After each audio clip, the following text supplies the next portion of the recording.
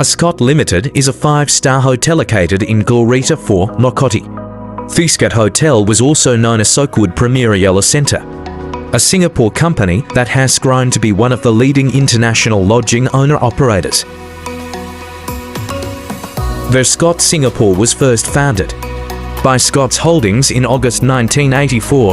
In 1999, Scott Holdings with Stanford Group to form Ascott Limited, as both companies shared a common interest to invest in serviced residents. In addition, Ascott Limited would later become wholly-owned subsidiary of the CapitaLand Limited. On 28th of April year 2008, it was also presently the wholly owned lodging arm of CapitaLand Investment following a strategic restructuring of CapitaLand Limited and listing of CapitaLand Investment on September 20, 2021. The Chief Executive Officer CEO Kevin Goh, lodging of CapitaLand Group, responsible for the growth of CapitaLand's lodging business. He is concurrently the CEO of Ascott Limited. Kevin is a member of the CapitaLand Executive Committee.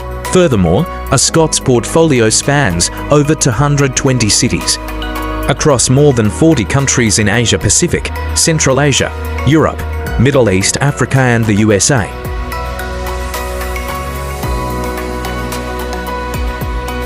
In the year 2020, Miss Glen Restaurant and Cafe is a sister company of Ascott Limited Makati Hotel and was hired through company contract wherein they are responsible for the dining operation of the hotel.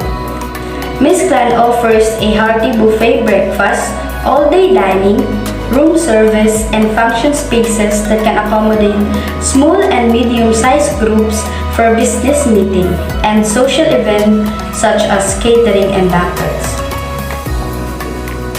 Miss Glen Restaurant and Cafe boasts a flavorful blend for the taste buds inspired by the mix of international and local cuisines. Miss Glen, which means mixture of the profound base for a diverse list of predominantly European, moderately Asian influences dishes in the menu, can cook to infuse variety day-to-day dining experience. The owner, Chef Katrina Con Alcantara, has created signature dishes for Miss Glen Restaurant and Cafe. Her influences includes formal culinary training from primarily Cordon Bleu in Paris, and she has professional experience in several restaurants in France.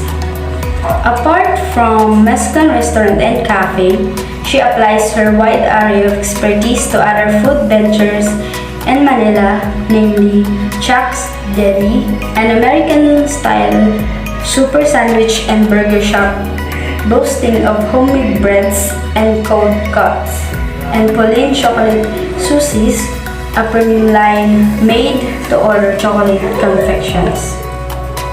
The goal of Resto is to create a gastronomic experience that the guest may look forward to in every dining engagement. You can enjoy indoor and alfresco dining located at the 6th floor Ascott Makati, Glorieta 4, Makati City. Production or central kitchen is a space that is used for the production of meals or individual ingredients before they are sent to different locations or stations for plating up and serving to customers. All of the products and seasonings needed to prepare the menu are already in the stock room. All you have to do is to provide the requisition slip and the stockman will take care of the rest. All of the hotel staff members and all of the restaurant cooks dine in this cafeteria, which is called Tipanan. The sous chef's cycle of menu is the basis for the meals we prepare each day. In kitchen production, what we usually do is prepare the ingredients for each dish, which may involve washing, chopping, and measuring as needed. The food is transferred to the main freezer after the chef de partie has finished preparing the food for the 3 culinary stations at Miss Glen, including the breakfast, a la carte, and Tipanan station. We typically prepared the ingredients in advance. For instance, at the breakfast station, we prepare the components of each day's buffet in advance. Also, there are a ton of things you may learn at the kitchen production line, like different sorts of slices, accurate ingredient measurements, and various kinds of spices. The following are the things that are typically done in the clan breakfast buffet operation.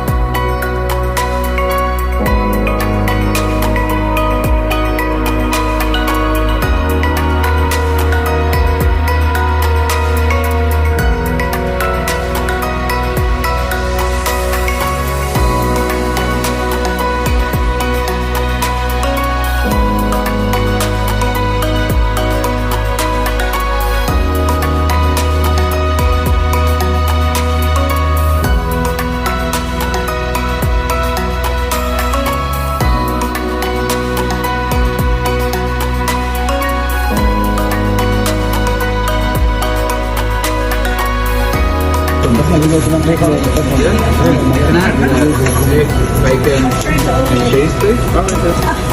And then can I have also a side of barbecue sauce? Yeah, I think I had the side yesterday. Someone found barbecue sauce. I'm sorry, what was that again? Barbecue sauce. Let me check about that. Someone found one yesterday. I don't know where they got it from.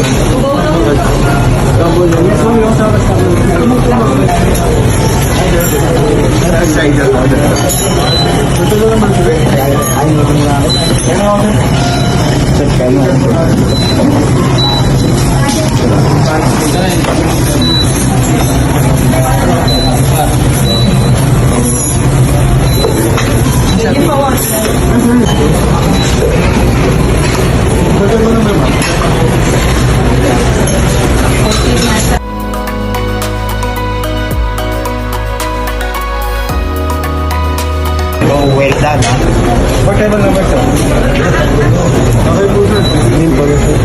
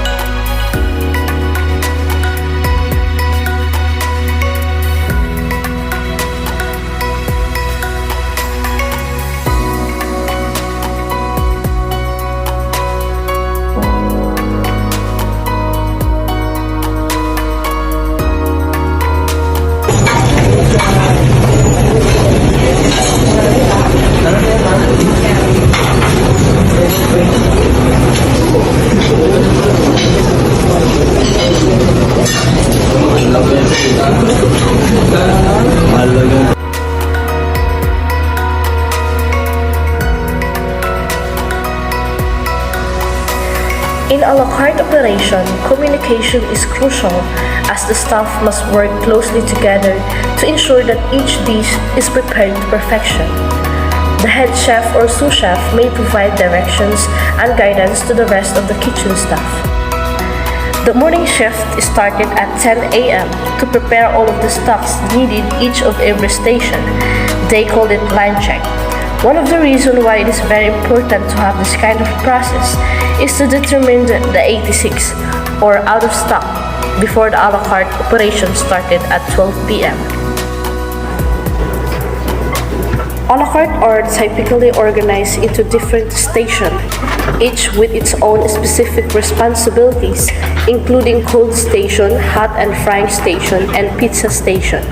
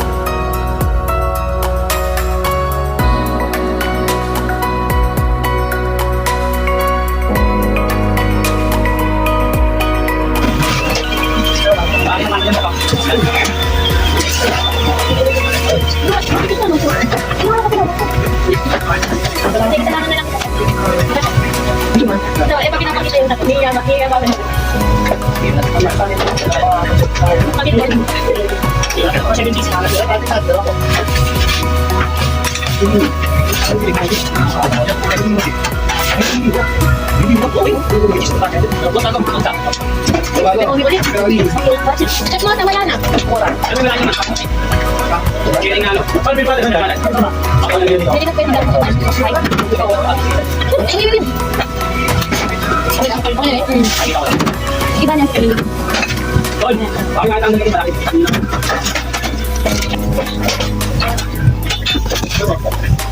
Ayos ka lagi.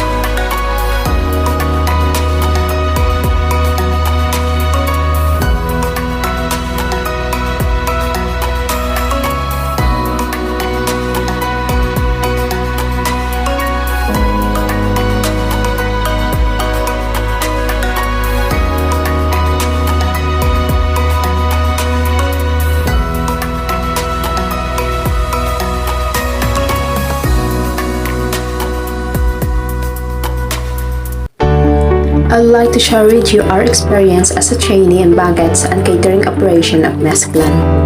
I was fortunate enough to have been given the opportunity to take part in this training program, and I can proudly say that it was a truly enriching experience. This is the picture of traveling to Trinoma Mall where the event will be held. One of the most important skills that I learned is preparation. This includes food preparation, menu planning, and event organization.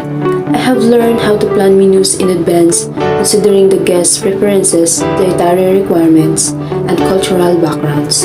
In addition, I have developed excellent culinary skills, which includes preparing, cooking, and presenting dishes in a visually appealing way. These skills are essential in ensuring smooth and efficient preparation for any event. I was assigned various tasks and responsibilities right away, which I found quite challenging but exciting.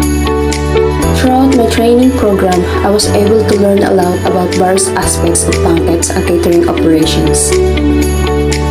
This included menu planning, food preparation and presentation, and dealing with unexpected issues. I was able to observe and learn from experienced staff who were always willing to help me improve my skills and knowledge. Fine dining banquets and catering operations require a high level of organization, preparation, and execution to ensure that the event runs smoothly and meets the expectation of the clients and their guests. As an OJT in a fine dining catering and banquet operation, you will have the opportunity to work closely with the kitchen staff and chef. The work of a kitchen staff or a chef in a fine dining catering and banquet operation is multifaceted and requires a high level of skills, attention to detail, and teamwork. As a kitchen staff or a chef, your primary responsibilities will include preparing and cooking food according to the menu and the specification of the clients and their guests. This may involve preparing food ahead of time, such as chopping vegetable or marinating meats, or cooking dishes to order such as grilling steaks or sautéing.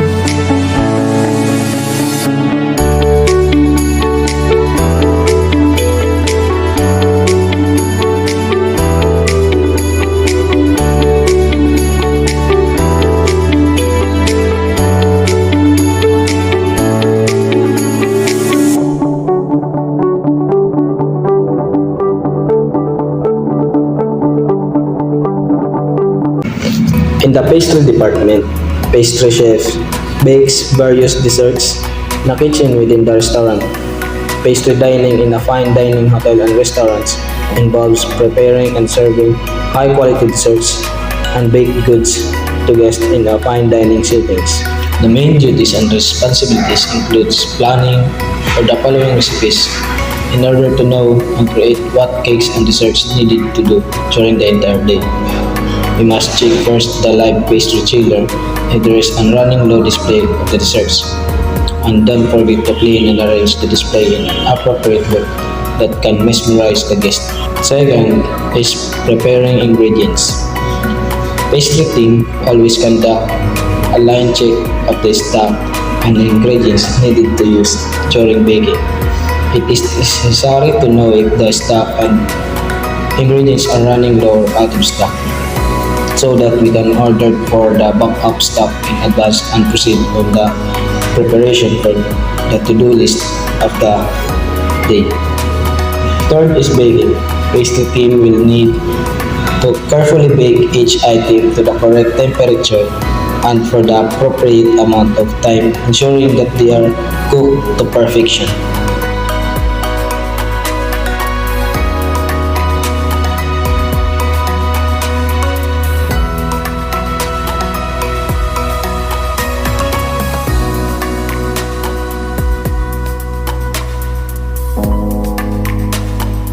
And plating.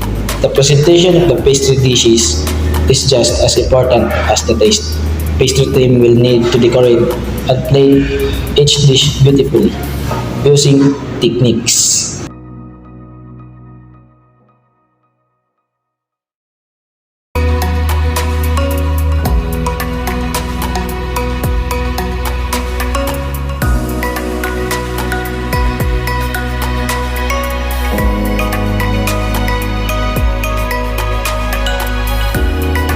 Last, cleanup. Once the pastry service is over, the pastry will need to clean up the pastry station and any equipment used during the service. Throughout each stage of the process, the pastry team will need to work together to ensure that the pastry service is of the highest quality and meets the expectation of the guest. This may involve careful attention to detail, strong communication skills, and dedication. Thing I learned and skills that I gathered in the pastry department, a pastry chef needs to be creative and careful. This in addition to possessing the essential cooking and baking skills.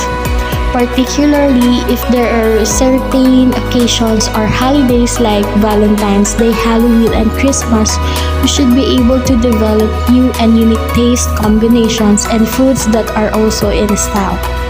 Together with any decorating, there should be creativity in the way the meal is presented. The most basic skills for every pastry chef include the ability to recognize ingredients such as sugars, flours, and chocolates, as well as identify and use basic baking tools, understand food safety and sanitation, and cook sugar from caramel to hard candies, as well as make frozen desserts. A chef must be passionate about food, cooking, and baking. They must be genuinely enjoy the entire food preparation, cooking, and serving process, because it is assumed that a chef will be creative, and it is this quality that draws in the guest.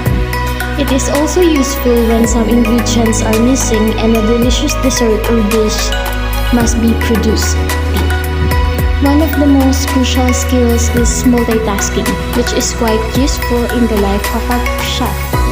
Since they are in charge overall, all the components of a kitchen must work together at the appropriate time to produce seamless, satisfying service. This includes menu planning and design, raw material procurement, and inventory management to ensure that the right food is delivered to the right table. For the most important part is the quality names, using only the precious and highest quality ingredients, as well as the best techniques to create delectable desserts and foods of the highest caliber. We must be prepared to deal with criticism because there is no guarantee that everyone will enjoy the chef's cooking. We will face criticism from time to time and must be able to handle it calmly, analyze the feedback, and take appropriate